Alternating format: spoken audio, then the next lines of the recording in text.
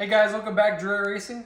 And today we're prepping the Fiesta ST for some roll racing at I-29 Dragway and 6 Summer 2024 by installing my new Whoosh Motorsports coilovers. I know you're gonna dig this. There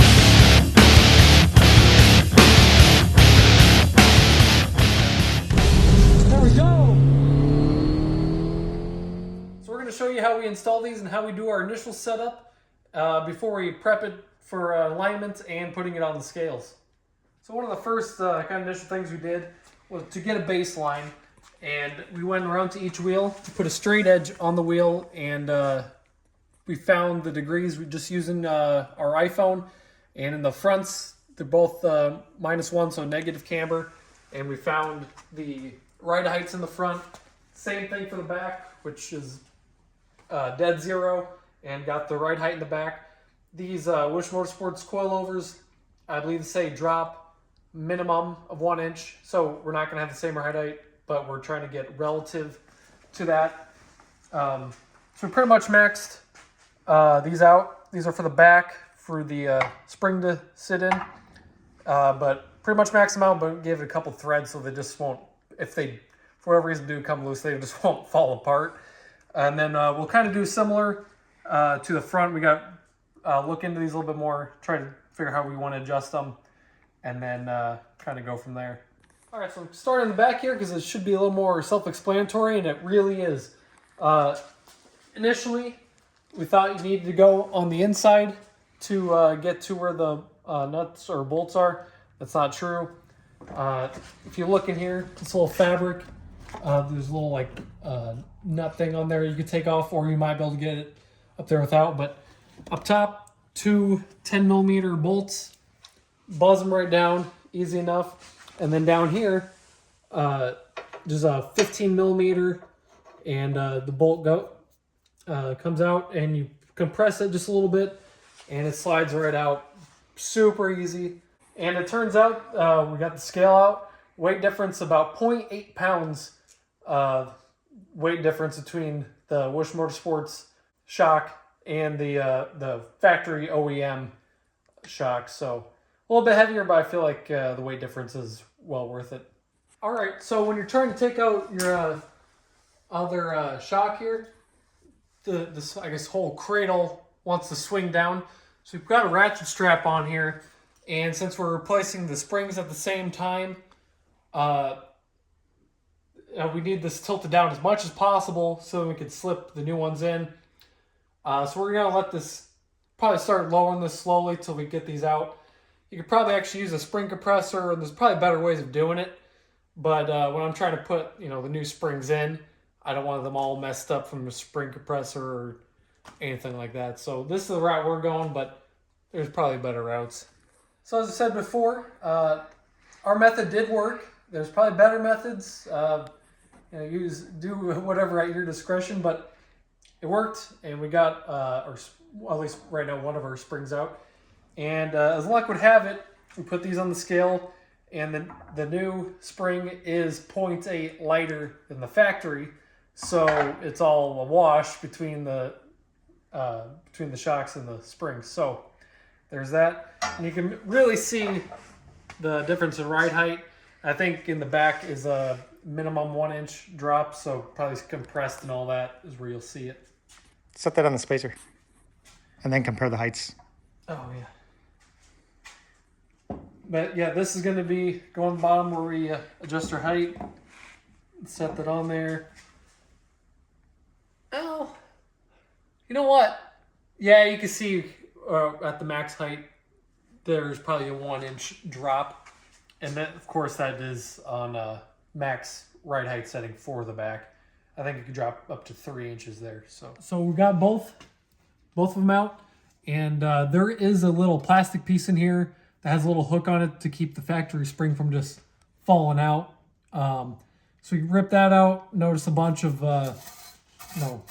dust and debris in both of these, being as all the car does have a lot of miles and it was daily driven for a number of years. So clean that out so don't cause future rust problems, and then you kind of see where this is going to set. Obviously, it'll angle more up to the factory point up there once it's all kind of settled.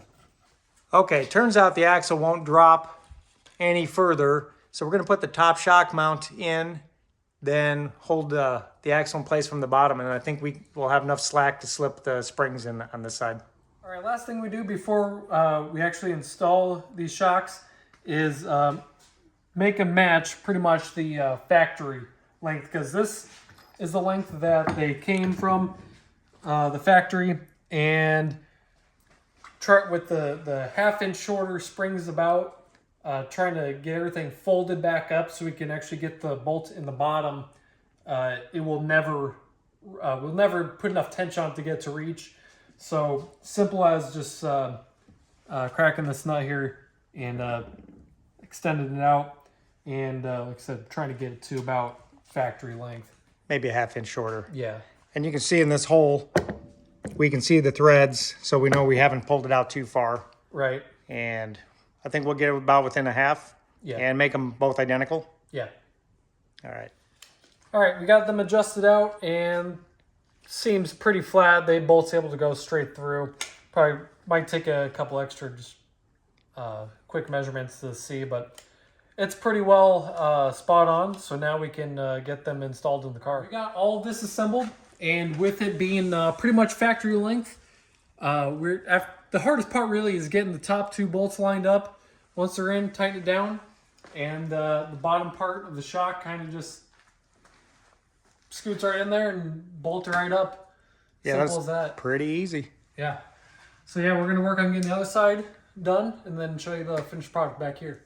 All right, initially, to kind of start getting this ready to go, it looks like it's going to be easiest to take out the whole cowl and everything, because that side might be more accessible, but over here, the nuts at the top are very much not accessible. So to do that, it's a 15 millimeter. Take those off, pull the wipers off, and then there's some clips come out.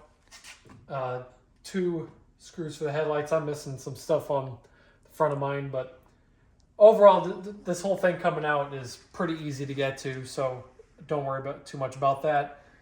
I don't know what size those nuts are up top yet.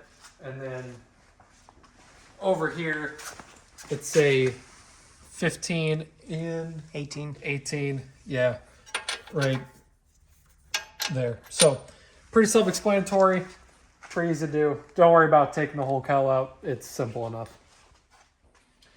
All right, the whole cowl out, like I said, pretty simple to do. Now we have access to all 3 of those, and they are, the top nuts here are 13 millimeter. Pretty simple, right there, there. And over here, right there, and right there. Very accessible. So let's get into dropping this thing.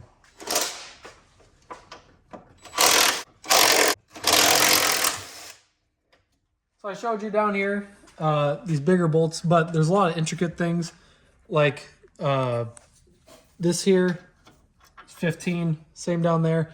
And then you have to really make sure you remember to take all these little pieces off. Over here for a brake line, there's a small little bolt on there, probably 10 or something.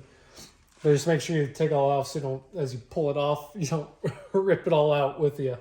So yeah, let's get this piece out so we can take a quick comparison. All right, got the first one out. Overall, went easy enough, but of course, my car having 130,000 miles, some of the bolts wanted to fight us a little bit more, but overall, you can see the difference here. We put it on the scale, and the new coilover is actually 2.2 pounds lighter than the OEM. So get a little bit of improvement there, but we're going to adjust the height a little bit more before we put this new one in. I think this one might be close to max out length, but for what I'm trying to do, I want it to be as high as possible. So we're going to mess with that and then pretty much reverse the process, put it back in. All right, my car showed its age a little bit and fought us a little bit trying to get these in, but really it wasn't that big of a deal, just more of a us problem. So we have these set to 1 inch shorter than stock, and it could be my ignorance of coilovers, but when adjusting this by spinning it, On the website, on Whoosh, it says these are minimum 1-inch drop to a max 3-inch drop, but spinning it, you can clearly even go taller or way shorter. So I just went off of the website and just did to a 1-inch drop because I'm not trying to lower my car to the ground, just per what the site said. So if you guys have insight on that, if that's a normal thing, let me know. But yeah, we only dropped it to 1-inch, so we're gonna get the rest of these bolts in and tighten everything up, and should be good to go from there. Well, it's all put back together now. If you look in here, I can see that we did something. So we're gonna drop it down on the ground. If everything seems fine, we're probably just gonna leave the right height, and then we're gonna check the camber again, and hopefully the camber isn't too far off one way or another. We just initially got the degree measurement off the brake rotor, and there was that -1 with a little bit of play in that top bolt to push all the way back. So that's what we're running first, and see if we're off or not there. But yeah, let's get it down and see how far off we are. Looks a little bit high here, so I don't know. Before it was 23 and 5/16. Oh yeah, we're like almost 25. So Let's go look at the back. it's like 25 and a half. So it went up an inch in the back at max. Right? Okay, you picked up an inch. Okay, we got it mostly figured out. We can adjust our height. We're gonna go ahead and back this nut off.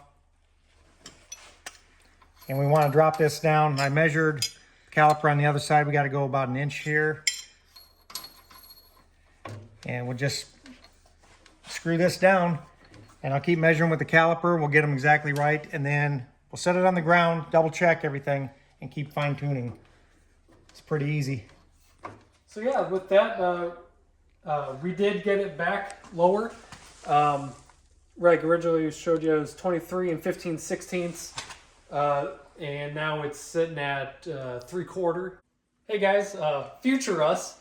About a week later, after messing with this, we actually got everything adjusted exactly to where we want for now, and that's probably where it's going to ride until we get it onto a set of scales and get the car balanced out the way we want with me in it and all that. So yeah, easy enough. We got it figured out. We do have to adjust the camber yet, but it does look kind of cool right at this moment. But yeah, let's get back into the video. So about factory, we obviously had a lot more fine tuning to do in the front and the back, but it was kind of more of a first time learning experience on how to adjust it, and honestly, it's pretty simple to do. So yeah, hopefully you guys learned something on how to install these coilovers if it's your first time also. So we definitely learned a lot, and hopefully we'll be installing them on other future cars too. So yeah, hopefully you guys enjoyed the video. Be on the lookout for some roll racing content. Obviously more drag racing, summer 2024, and bracket racing coming up here in a few months. So hope you guys enjoyed the video. Like, subscribe. We'll see you in the next one.